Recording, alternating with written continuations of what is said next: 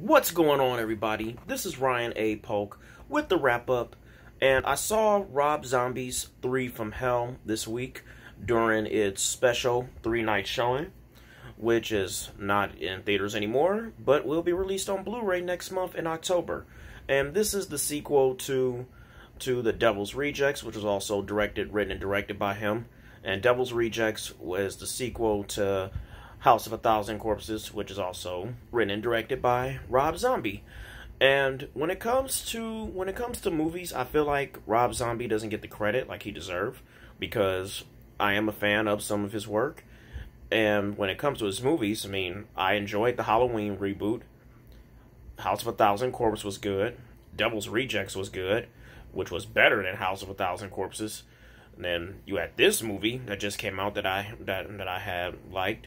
And then you also had 31, which I felt like didn't get enough recognition like how it should have. But now this, I was actually like stunned a little bit that they was making a sequel to this, because, if you haven't seen Devil's Rejects, I mean, and if you haven't seen Devil's Rejects, they pretty much, it almost make it seem like that, that they died. And, if you have seen the movie, I mean, you're probably thinking like, okay, they're dead. I mean, there's no way they can survive all them shots from the cops. I mean, they got shot by like 20 cops, and it was just 3 of them. So, yeah, I mean, but like apparently they survive. And, I was happy that they made a sequel to this, because this movie, it wasn't, it wasn't boring. I mean, it's still kind of hard for me to say if it was better than The Devil's Rejects, but I did think it was better than House of a Thousand Corpses. And Rob Zombie, he was creative with this. And we also meet a new character in this. A guy whose name is Fox, and he's apparently the half brother of the Fireflies, of Otis and Baby and Captain Spaulding. Well, Captain Spaulding is Baby and Otis's dad, but yeah, he's the half brother of Otis and also Baby. So, and that's another thing. I don't spoil nothing, so I'm not gonna give away anything. I think that since it's not even in theaters anymore, I'm gonna just have see this for yourself if you choose to get this out the red box. But before I even get to that answer, this movie I do think it did a good job of Rob Zombie did a good job of the new people who he picked for this, and the same characters that was in House of a Thousand Corpses and also Devil's Rejects, like Bill Moseley and Sherry Moon Zombie.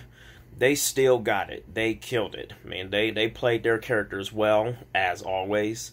And when it came to some of the bloody effects and stuff and everything, that was that was good. The act, you do got some action a little bit in this, which was good. And the movie I do think that if you're a Rob Zombie fan, I think that you won't be disappointed with this movie. However, you are going to be disappointed a little bit, when it has a little bit of a shocker in this movie. I'm not going to give that shocker away, but yeah, I mean, 3 from Hell, I do think it is one of Rob Zombie's good movies. I mean, I haven't seen all of Rob Zombie's movies. Like, I have never seen Lords from Salem. And I did think that this one was better than Halloween 2, which wasn't really a big fan of that one. But yeah, I mean, Rob Zombie, I think that, if he does decide to make a sequel with this, I will go see it, because the movie, it was entertaining, and it had a good concept to it, because like I said, in Devil's Rejects, I mean, it seemed like they died. And with the idea that he had of with them surviving, it was a pretty good concept, and a pretty and it was a good storyline. And the movie, I do think that the movie, it's not going to get a lot of it's not gonna get like not a lot of praise, like how a lot of Rob Zombie fans will expect it to. I mean, it has, it already has been getting a lot of negative reviews. Not to mention, it was only released for 3 days in the theaters. So yes, I mean, that's why I think that, you know, it's not gonna really get enough recognition and enough praise, like how a lot of Rob Zombie fans will probably expect it to be. But you know what? I mean, but you know what? Despite all that, I mean, the movie is still, it was still a good movie, and I think that you know, if you are a Rob Zombie fan, you should go check this movie out.